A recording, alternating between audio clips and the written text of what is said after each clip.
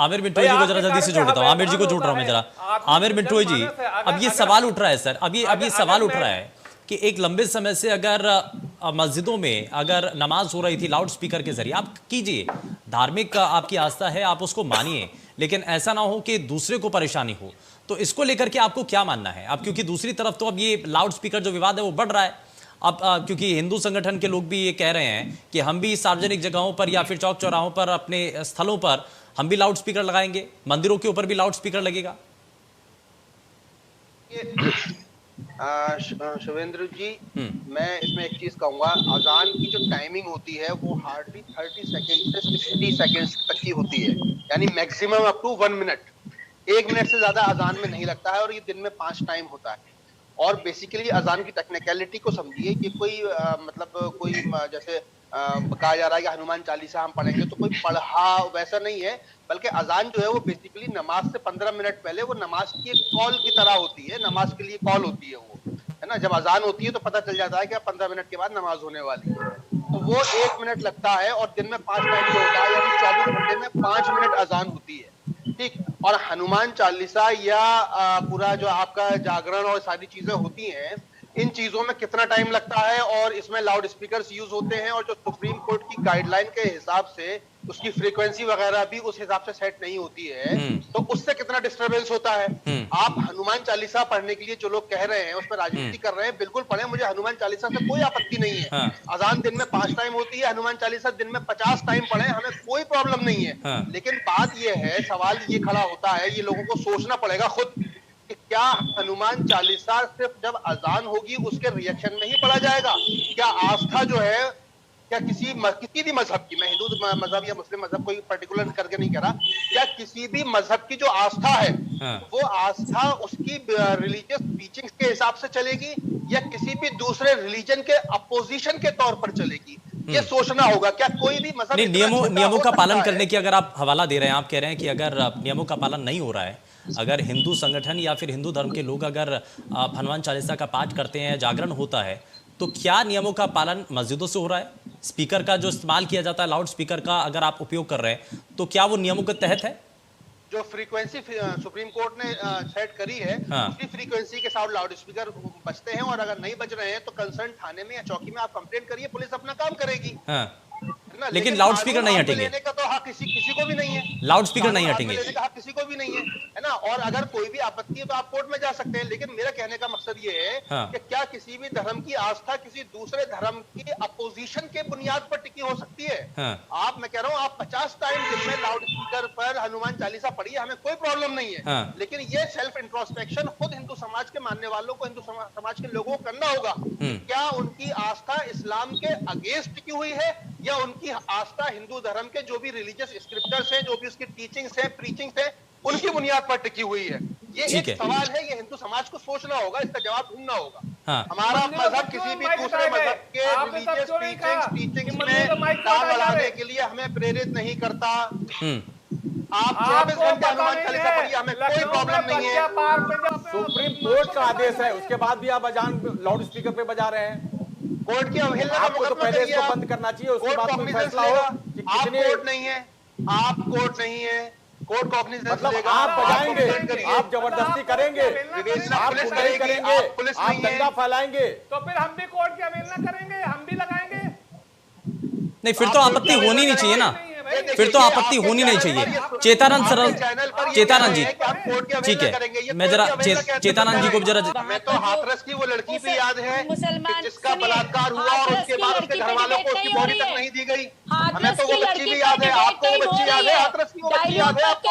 सब याद है, आप बताइए, आपको वो बच्ची याद है जिसके साथ इतना बड़ा अनर्थ हुआ और उसके बाद उसकी बॉडी उसकी फैमिली तक हैंड ओवर नहीं करी गई? आपको वो याद है बच्ची? आपको वो बच्ची याद है जिसने मंदिर में हुआ कटवा में? आपको वो बच्ची याद है? बताइए, आपको याद है वो बच्ची? आप बताइए, आप बताइए ना, वो बच्ची याद है आपको? आपको याद है किस तरीके से जला के मार दिया गया उसको, उसके शव के साथ बलात्कार किया गया? कश्मीरी हिंदू याद है आपको? आपने किस तरीके से मुझे वो याद है जो मंदिर में बच्ची के साथ रेप हुआ, याद है क्या कठुआ में, मुझे वो याद है जो हाथरस की बच्ची के साथ हुआ, जिसकी बच्ची की लाश उसकी फैमिली वालों को नहीं दी गई, याद है 2.5 साल की लड़की के साथ बलात्कार कर मुझे वो बच्ची याद है, आपको याद है वो बच्ची? आप बताइए ना, आपको याद है नहीं याद है? आप बताइए ना। आपको देखिए जनता की ना मेमोरी बड़ी शार्प होती है। सुनिए आमिर जी एक मिनट जरा, सरस्वती जी एक मिनट जरा, एक मिनट, एक एक करके इस तरीके से चिल्लाने से कुछ नहीं होगा, इस तरीके से चिल्लाने से कुछ नहीं होगा। एक एक करके अपना पॉइंट रखिए। मैंने आमिर जी आपको मौका दिया, एक बार जरा चेतानंद जी को सुनिए जरा। ठीक है, कहिए ना इंसाफी हुई, कहिए ना आप ना इंसाफी हुई, कहने से क्यों डर रही है आप कहने से क्यों डर रही है? कहिए ना इंसाफी हुई, अरे आप कहिए ना इंसाफी हुई। आपको याद है क्या दिल्ली दंगे? आपको याद है अंकित शर्मा 300 चाकू गोद कर मार दिया गया? क्या अपराध था उसका? दिल भरने मुझे बिल्कुल याद है, कोर्ट में केस पेंडिंग है, मुझे बिल्कुल याद है, मुझे बिल्कुल याद है, कोर्ट में केस पेंडिंग है। अगर वो लोगों ने वो किया है तो उनको सजा मिलनी चाहिए। मैं उसका पक्षधर हूँ, बिल्कुल मैं उसका पक्षधर हूँ। आप कहिए कि आप उसके पक्षधर हैं। जिस बच्ची का बलात्कार हुआ मंदिर में, कठुआ में, उस बच्ची के कातिलों को सजा मिलनी चाहिए, पक्षधर है। आप बताइए, रेपिस्ट के फेवर में हमने कभी रैली निकाली? हमने तो कभी रेपिस्ट के फेवर में रैली नहीं निकाली। आप बताइए, आपको कौन लोग थे जो रेपिस्ट के फेवर में रैली निकालते? इस मुल्क को कितना बदनाम किया उन लोगों ने जो रेपिस्ट के फेवर में रैलियां निकाल रहे थे। बलात्कारियों के फेवर में रैलियां निकाली जाएंगी और अपने आप को देशभक्त कहा जाएगा। आप बताइए। अच्छा ठीक है, एक मिनट जरा, आमिर बिट्टोई और चेतानंद जी आप बताइए ना, ये पिक एंड चूज किस लिए? अगर इंसाफ की बात करनी है, इंसाफ की बात करिए ना, आप इंसाफ की बात करिए ना। आप करिए ना इंसाफ की बात, पढ़ना है, आपको हनुमान चालीसा पढ़ना है। जो लाशें गंगा में बह रही थी उनका हनुमान चालीसा क्यों नहीं पढ़ा आपने? उनको तो आप अर्जी तक देने नहीं आई। मेरी बात सिर्फ लाउड स्पीकर तक है, लाउड स्पीकर तक है, शोर कहीं और तक पहुंच रहा है। एक मिनट जरा, एक एक करके आमिर बिट्टोई जी जरा वापस लौट रहा हूं, एक मिनट जरा। सरस्वती जी ठीक है, आपने अपना पॉइंट रखा है, आपने जरा पॉइंट रखा है, ठीक है। आमिर बिट्टोई के एक एक करके, इस तरीके से नहीं, एक तरीके से। ये डिबेट का हाँ नहीं ठीक है सरस्वती जी, एक एक करके। आमिर जी आपको जब मैंने मौका दिया, सुनिए ना आमिर बिट्टोई एक मिनट, मैंने आपको मौका दिया, कोई और बीच में नहीं बोला, आपने अपनी बात रखी, लेकिन अब जरा बाकियों को तो सुनिए, नहीं चलेगा, सभी को सुनिए ना एक बार, सभी को बराबर से मौका मिलेगा ना।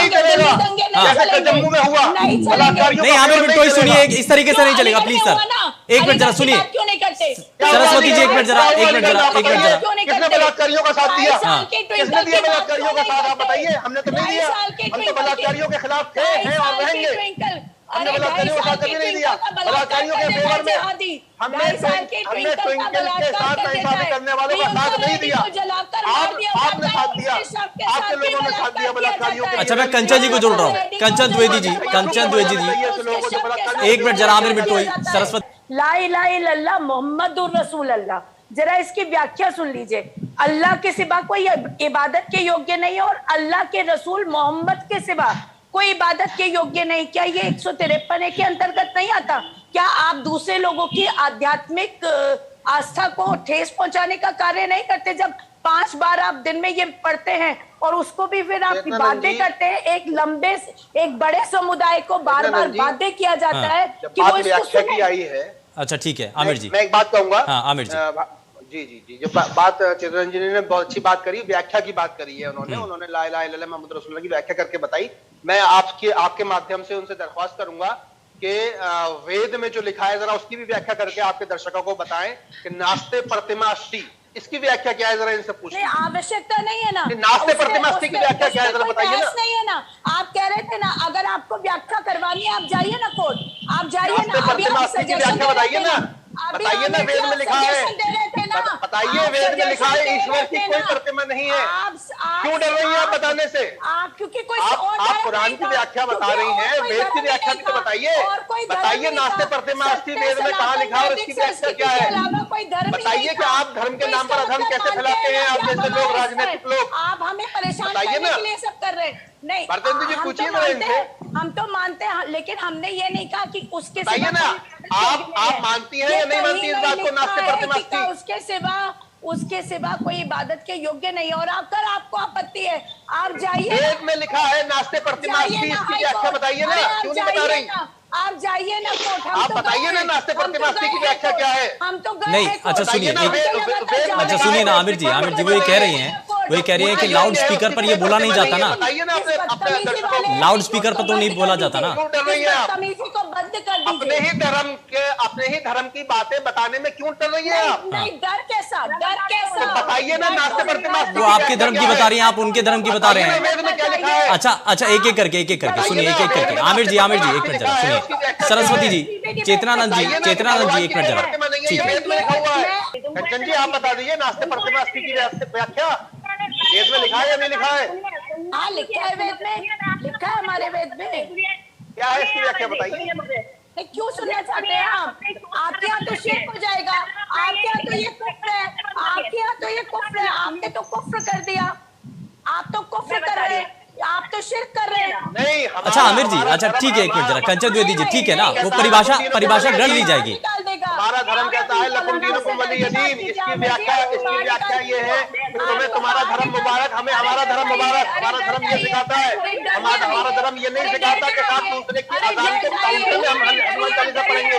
हमारा धर्म ये नहीं सिखाता। हम अगर अजान दे रहे हैं तो अपने धर्म की मान्यता के। अच्छा एक एक करके, चेतनानंद जी एक मिनट जरा, चेतनानंद जी एक मिनट जरा। देखिए बात ये है ना कि जिस धर्म की बात कर रहे हैं आमिर जी, ये धर्म ही नहीं धर्म की बात मैंने नहीं करी, चंद्रनाथ जी ने करी है, मैंने नहीं करी। उन्होंने जब करी है तब मैंने कहा। उन्होंने कुरान की व्याख्या बताई, मैंने वेद की व्याख्या बता दी। जिस धर्म को आप मानने का दावा करती हैं, ऐसा है मैं वही कह रहा हूँ।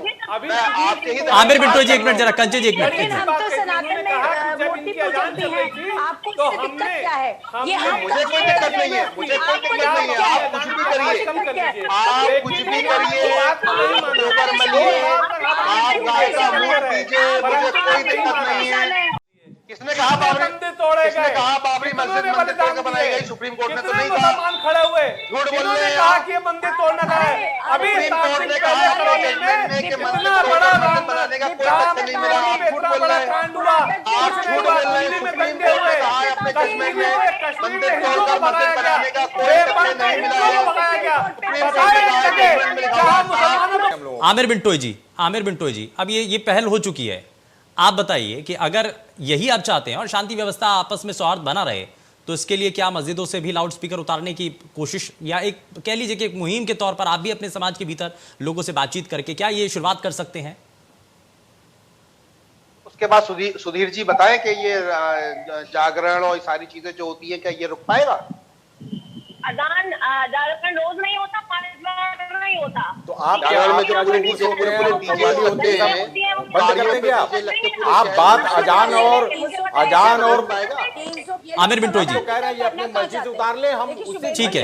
आमिर बिट्टो जी ठीक है, एक मिनट जरा आमिर जी को बात रखनी थी। आमिर जी जल्दी से बात की। चेतनानंद जी से बस एक चीज और पूछना चाहूंगा मैं कि भाई देखिए, जब ये आपका आप मेरी बातों का जवाब नहीं दे पाएंगे, घबरा गए क्या आप? बड़ी बहन है हमारी। चलिए अच्छा ठीक है, आप बड़ी बहन है हमारी, आप हमारे सवालों से ऐसे घबराएंगे? अच्छा चलिए, समय बहुत ज्यादा है। आप बेशक आमिर जी इस बात को लेकर के सहमत नजर नहीं आ रहे हैं। खैर बहुत शुक्रिया सभी खास मेहमानों का कार्यक्रम में शामिल होने के लिए। लेकिन लाउड स्पीकर को लेकर के बड़ा विवाद है और दोनों तरफ से अब इसको लेकर के सियासत हो रही है। समाधान कैसे निकलेगा, ये बड़ी चिंता की बात है। पेशकश में फिलहाल के लिए बस उतना ही। नमस्कार।